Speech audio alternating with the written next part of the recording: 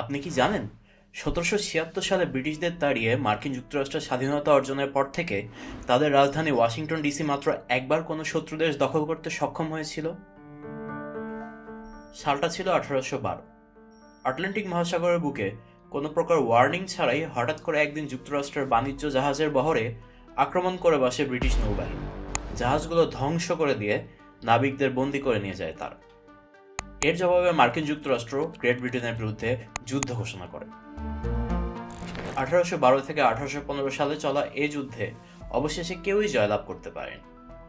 কেউ জিততে না পারলেও ১৮১৪ সালে ব্রিটিশদের একটা বড় বাহিনী ওয়াশিংটন ডিসি আক্রমণ করে মার্কিন সৈন্যদের পরাস্ত করে ওয়াশিংটন দখল করতে সক্ষম হয়। হোয়াইট হাউস থেকে শুরু করে ওয়াশিংটনের সাধারণ মানুষজনের বাড়িঘর সব কিছু তারা জ্বালিয়ে দেয়।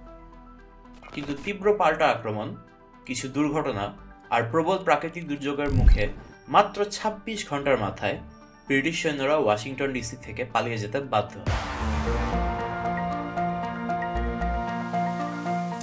আর অন্যান্য যুদ্ধের কথা যদি বলি, তাহলে প্রথম ও দ্বিতীয় বিশ্বযুদ্ধের কথা না বললেই নয়। মানবজাতির ইতিহাসের সবচেয়ে বড় এই দুই যুদ্ধে নিহত হয়েছে কোটির উপর মানুষ, আর আহতের সংখ্যা তো কয়েক কোটি। এই দুই বিশ্বযুদ্ধেই মার্কিন যুক্তরাষ্ট্র সামনে থেকে অংশগ্রহণ করলেও তাদের মূল ভূখণ্ডে কোনো দেশ তেমন কোনো আক্রমণই করতে পারেনি।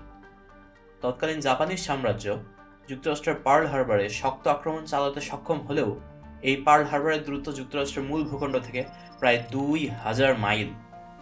যুক্তরাষ্ট্রের মূল ভূখণ্ডে জাপান প্রায় ১০,০০০ বেলুন বোমাও পাঠিয়েছিল, কিন্তু বেশিরভাগ বেলুন বোমাই প্রশান্ত মহাসাগরের প্রায় ৯,০০০ কিলোমিটার দূরত্ব পাড়ি দিতে ব্যর্থ হয়। যে কটি বেলুন যুক্তরাষ্ট্রের মূল ভূখণ্ডে পৌঁছেছিল তার প্রায় সবগুলো জনমানবহীন জায়গায় বিস্ফোরিত হয়েছিল। শুধু একটি বেলুন কয়েকজন আমেরিকান নাগরিকের প্রাণ নিতে পেরেছিল। যুক্তরাষ্ট্রের অরিগন শহরে ৬ জনের একটি পরিবার জঙ্গলে পিকনিক করতে গিয়ে বেলুন বোমাটি দেখতে পায়। তারা কৌতূহলী হয়ে কাছে গেলে বোমাটি বিস্ফোরিত হয়। ঘটনাস্থলেই ৬ জন মারা যায়। এই আক্রমণই দুটি বিশ্বযুদ্ধের মার্কিন যুক্তরাষ্ট্রের ভূখণ্ডে একমাত্র হতাহতের ঘটনা। বিষয়টি অবাক করার মতো হলেও আমেরিকার ভৌগোলিক অবস্থান আসলে এতটা শক্তিশালী যে কোনো দেশকেই এখানে আক্রমণ করার আগে ১০০ বার ভাবতে হবে। মার্কিন যুক্তরাষ্ট্রের উত্তরে রয়েছে কানাডা, দক্ষিণে মেক্সিকো। ট্রাম্প সরকার ক্ষমতায় আসার পর থেকে মার্কিন যুক্তরাষ্ট্রের সাথে কানাডার সম্পর্কের কিছুটা টানাপোড়েন চলছে।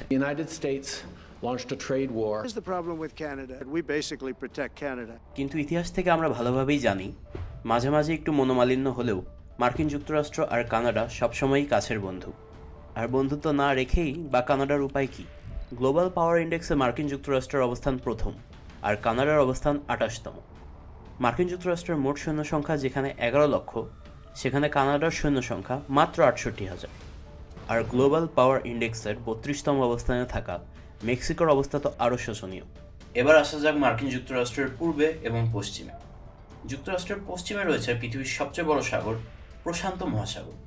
প্রশান্ত মহাসাগর এতটাই বড় যে এর মাঝে ৫টা চাঁদ একসাথে ধরানো সম্ভব। এই প্রশান্ত মহাসাগরের অন্য পারে সুদীর্ঘ ৮,২০০ কিলোমিটার দূরে অবস্থান জাপানের। এই দূরত্ব পাড়ি দিয়ে জাপান বা অন্য কোনো এশিয়ান দেশের যুক্তরাষ্ট্র আক্রমণ করা প্রায় অসম্ভব। আর পূর্বে রয়েছে পৃথিবীর দ্বিতীয় বৃহত্তম সাগর, আটলান্টিক মহাসাগর। ইউরোপ বা আফ্রিকা থেকে এই মহাসাগর পাড়ি দিয়ে মার্কিন যুক্তরাষ্ট্র আক্রমণ করতে হলে পাড়ি দিতে হবে ৬,০০০ কিলোমিটার পথ। তবে শুধু সমুদ্র পাড়ি দিলেই যদি মার্কিন যুক্তরাষ্ট্র দখল করা যেত তাহলে তো ভালোই হতো। যুক্তরাষ্ট্রের নৌবাহিনী পৃথিবীর সবচেয়ে শক্তিশালী নৌবাহিনী। যুক্তরাষ্ট্রের ইস্ট কোস্ট এবং ওয়েস্ট কোস্টের প্রত্যেকটি inch military settlement, deep sea port, military shipyard ইত্যাদি দিয়ে 100% প্রোটেক্টেড। তাই কোনো আর্মি কোনোভাবে সমুদ্র পাড়ি দিয়ে আমেরিকার কাছাকাছি যেতে পারলেও সফল হওয়ার সম্ভাবনা আসলে খুবই কম। এ বিষয়ে আপনি কি মনে করেন তা কমেন্ট করে জানান, এবং ভিডিওটি ভালো লাগলে সাবস্ক্রাইব করতে ভুলবেন না।